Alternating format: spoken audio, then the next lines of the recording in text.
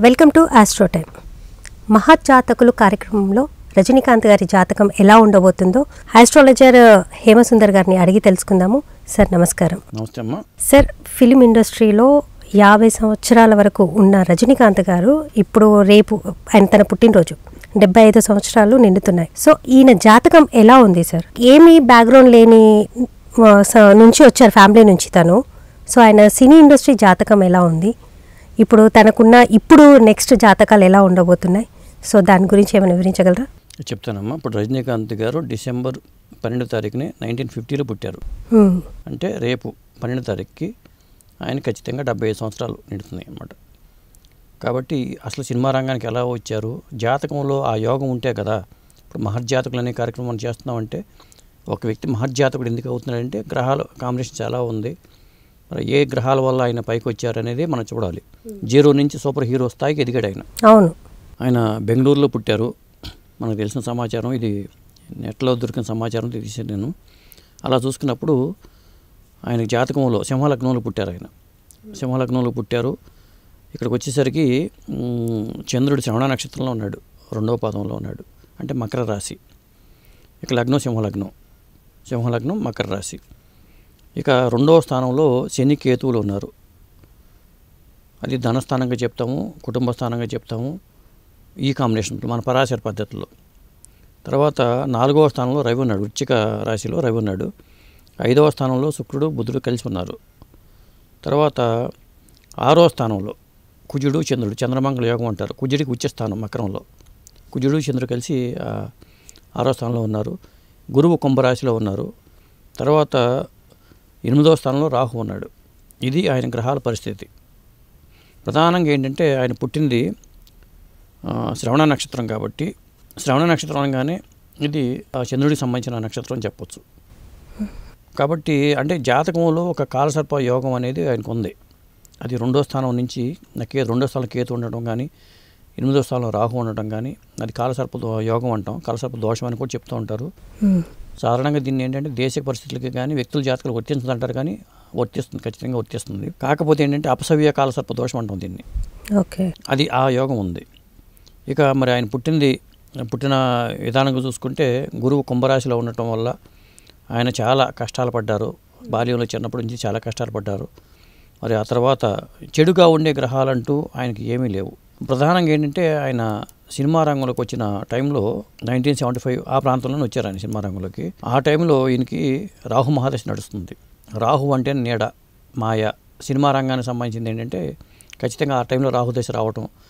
అది 1965 నుంచి 1983 వరకు రాహుదశ ఉండటం. రాహు 8వ స్థానంలో ఉన్న రాహు చాలా ఎలివేట్ చేశాడు సినిమా రంగంలోకి.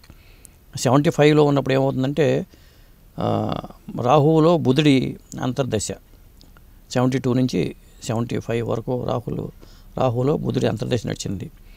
ఆ తర్వాత కేతు దశ నడిచింది.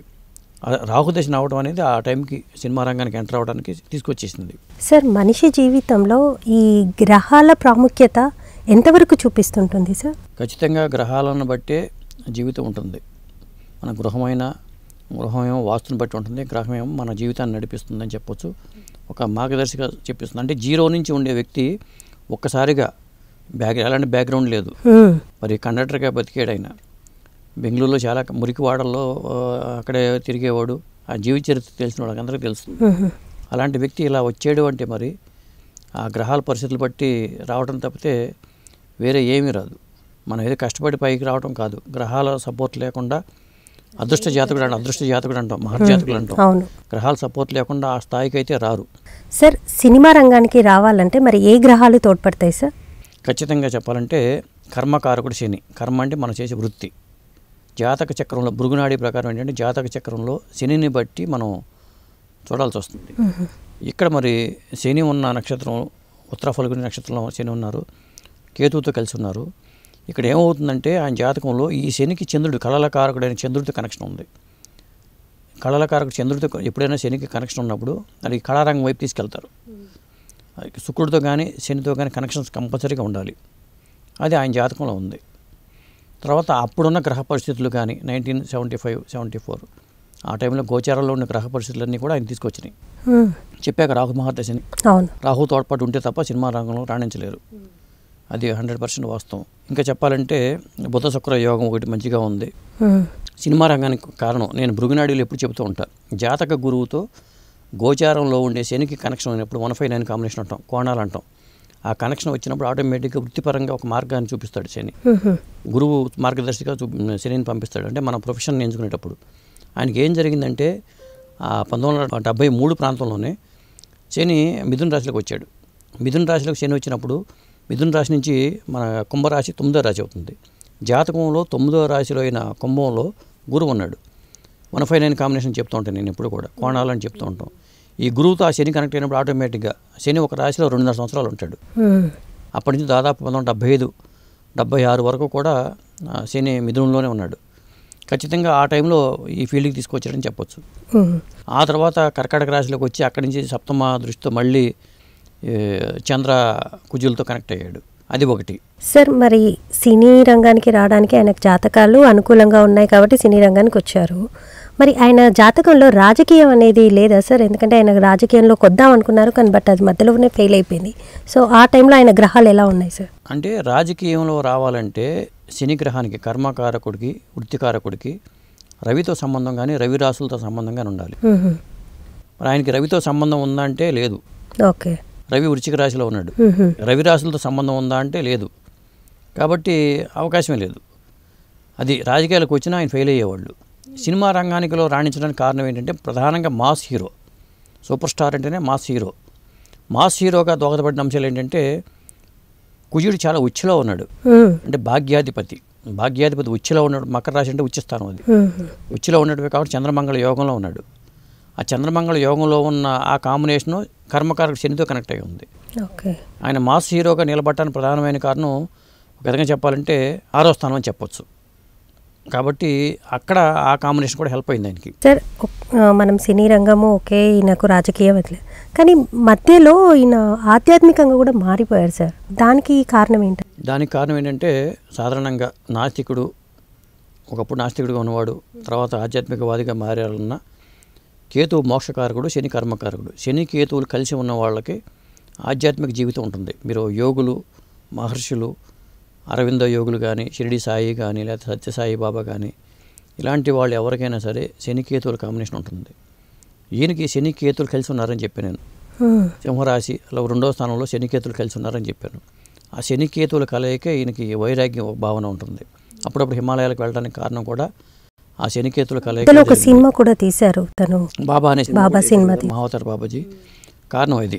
అందువల్ల ఆ కాంబినేషన్ వల్ల ఇట్లా వెళ్ళారు. ఖచ్చితంగా ఏంటంటే కుజుడు స్ట్రాంగ్గా ఉండటం, భాగ్యాధిపతి కావటం, అవన్నీ కారణమైనవి.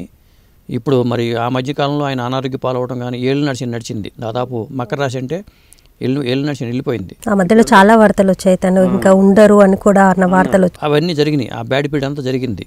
పైగా ఇప్పుడున్న గురువు ఉన్న ఆ జాతక రాహు ఉన్నాడు. కుంభరాశిలో గురువు మీద రాహు ఉన్నాడు.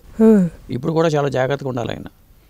అలాగే మరి కర్మక శని అంటే ఆయనకు ఉన్న సపోర్ట్ ఏంటంటే కొంత శుక్రుడి సపోర్ట్ కూడా ఉంది. ఇప్పుడు ఉన్న కేతు గోచారం సింహరాశిలో ఉన్నా కానీ ఆయన సేఫ్ జోన్లో ఉంటారు.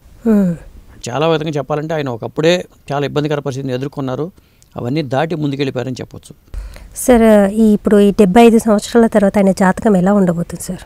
75 సంవత్సరాల తర్వాత అంటే నేను సినిమాలు ఎట్టకు రిలీజ్ కాబోతున్నాయి కాబట్టి ప్రధానంగా చెప్పేది ఏంటంటే కుంభరాశిలో గురువు ఉన్నాడు, మిథున రాశిలో గోచారంలో గురువు ఉన్నాడు. ఇప్పుడు మిథున రాశిలో ఉన్న గోచార గురువుకి జాతకంలో ఉన్న జన్మ జాతక చక్రంలో ఉన్న కుంభరాశిలో ఉన్న గురువుకి కనెక్షన్ 159 కాంబినేషన్ కనెక్షన్ ఉంది. ఈ కనెక్షన్ ఉంటే ఏమవుతుందంటే వ్యక్తులకి పేరు ప్రఖ్యాతులు వస్తాయి, మంచి పేరు ప్రఖ్యాతులు వస్తాయి. ఆయనకు వచ్చిందిగా ఈ కాంబినేషన్ దాదాపు జూన్ వరకు ఉంటుంది. ఈ మధ్యకాలంలో వచ్చిన సినిమాలు కూడా బాగా హిట్ అయ్యాయి. బాగా హిట్ అయినాయి కాబట్టి 75 ఏళ్ళు అయినా కానీ ఆయన ఇంకా అక్కడ నటుడిగా కొనసాగుతున్నారంటే కొంత ఆధ్యాత్మిక బలం కూడా ఆయన సపోర్ట్ ఇచ్చింది. అది ఆ ఆధ్యాత్మిక శక్తి ఆయనకి ఉంది కాబట్టి అది కాపాడుతూ ఉందని చెప్పొచ్చు. ఒక విధంగా జాతకంలో ఉన్న దాంతో పాటు మన విల్ పవర్ కానీ మన ఆధ్యాత్మిక భావనలు కానీ అనేక రకాల అలవాటు దురలవాట్లు ఇవన్నీ ఉన్నాయి.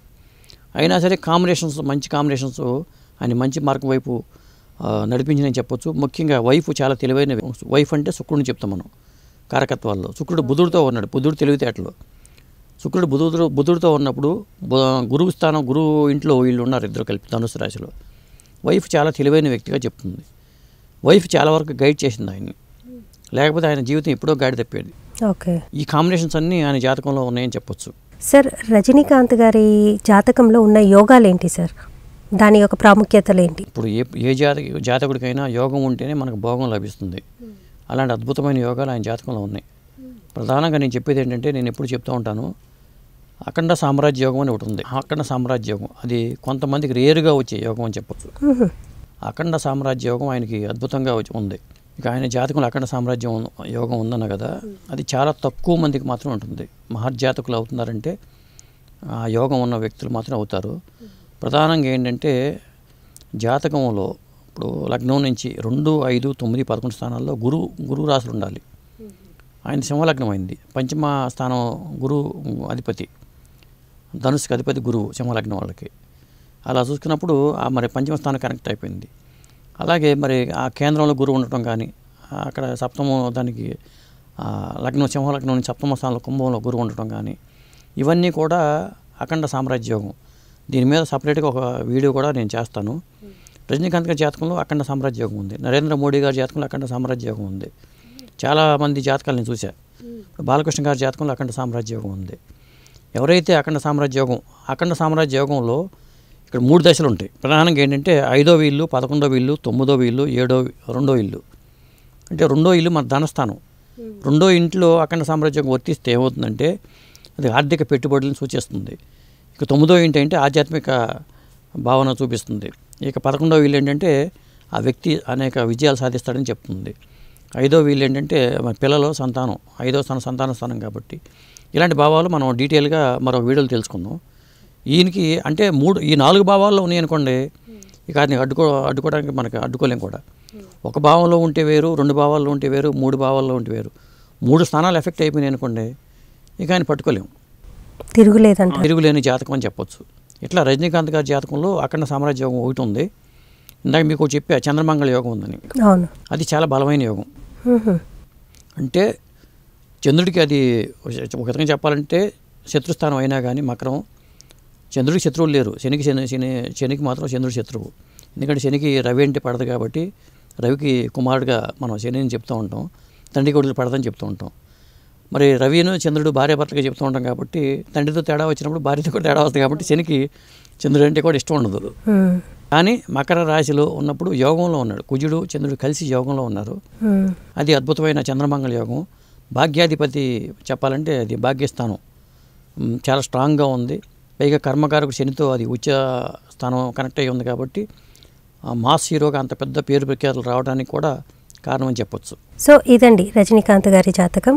సో మరొకరి జాతకంతో మళ్ళీ కలుద్దాం. చూస్తూనే ఉండండి ఆస్ట్రో టైం. Thank you.